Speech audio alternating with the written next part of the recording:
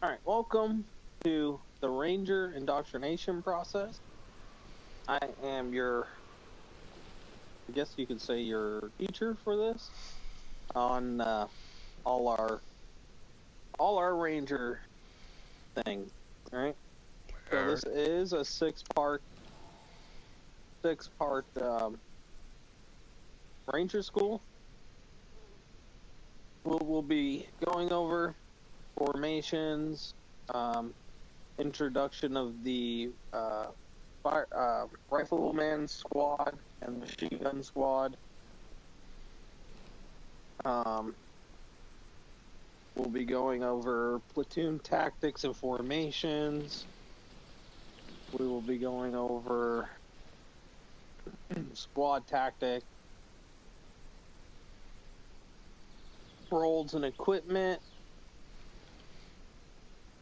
and then our, I guess you want to call it slang, you might hear. All right. Okay. All this is going to be on the exam. The exam is 23 questions. You have to score 73 and above to become part of the 75th Ranger Regiment, 2nd Ranger Battalion.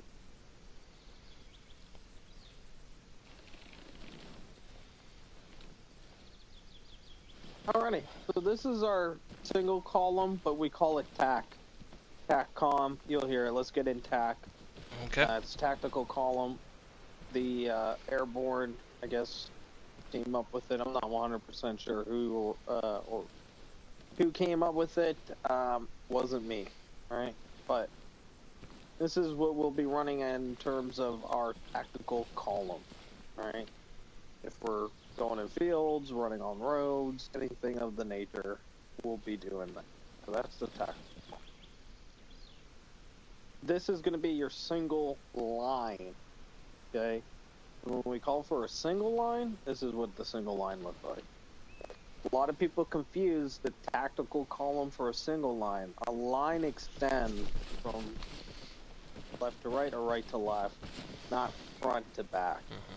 So, remember, single line.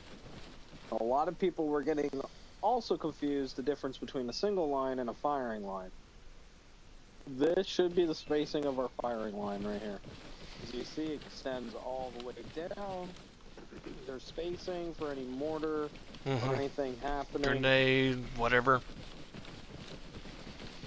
Also allows us to kind of step out of the firing line if we have to flank for one of each other. So if there's an enemy, per se, make sure you get on 52 so it's easier. Okay. So if you notice, so say there was an enemy behind a tree right here, right? And our main guy in front of me is doing suppression. This allows for the next man in the team to kind of break the firing line and flank the enemy. Right. So we create spacing for safety and we create spacing for flanking opportunities within the squad element. Next, we call it an LOA, a line of advance. Essentially, a firing line is stationary at the same time. An LOA is just the firing line advancing. Alright? So now we're in a firing line and we're going to be producing our line of advance, which we'll be pushing. So to demonstrate, firing line.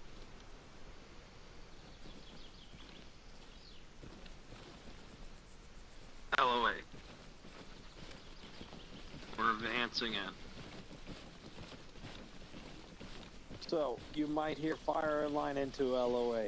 That's what that means. Okay. Alright, as you know, this is a wedge, right? It's the wedge, yes. It's the wedge. Now, the second formation we probably won't use, but I like to keep it in our belt. We're moving this way, wedge.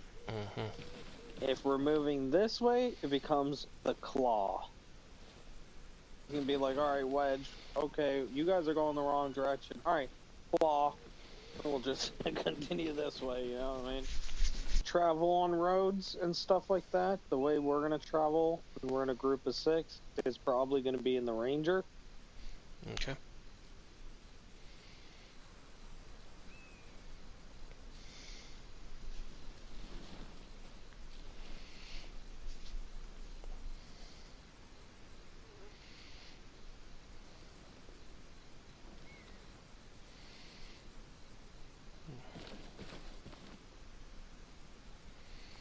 Alright, here's the Ranger.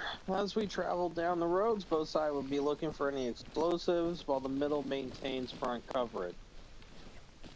In the event that we take fire from the right or left, the middle guys are able to extend into the line, effectively allowing us to become a single line and react to contact. Alright? Where the back two is able to pull security behind. And the back two is able to pull security behind. So, this effectively keeps us in the fight at the same time, keeps us with security. So, that's the Ranger. Simple. First man makes it right or left.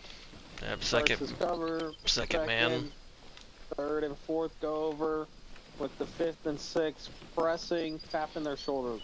You know you can tap shoulders, right? Yeah! Yeah. So they'll tap their shoulders on crossing. Once they cross, they'll provide security, allowing the next two that's back here to cross. They'll tap their shoulders and we'll get back into formation. Okay. Continue moving. We'll mostly be using crossings on our infiltration. Is our corner hug. We have adjusted it a little bit. Alright. First things first. Bottom man. He dumps his mag. Yep. Top man. Precision.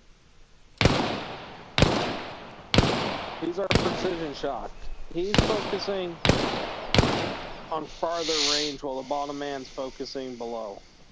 But honestly, targeting priority is not a factor here. I'm not going to tell guys where exactly they need to focus their that's the corner hug. We use this a lot. Boom, boom, boom, boom, boom, boom, boom, boom, boom, boom, boom, boom, boom, boom, boom. When one guy says, the bottom guy says, switch, he moves to the side. Top man goes down. He becomes bottom man. One of the team members that was over here jumps in and starts firing. When we may call for a dual corner hug, which means three guys will run over here and they'll start providing the corner hug here. Now the firing sector for each of these guys, I would be watching the left while they watch the right. Makes sense. So you get an interlocking sector of fire, be in the middle where the streams cross, and we are just fucking laying down hate. The pressing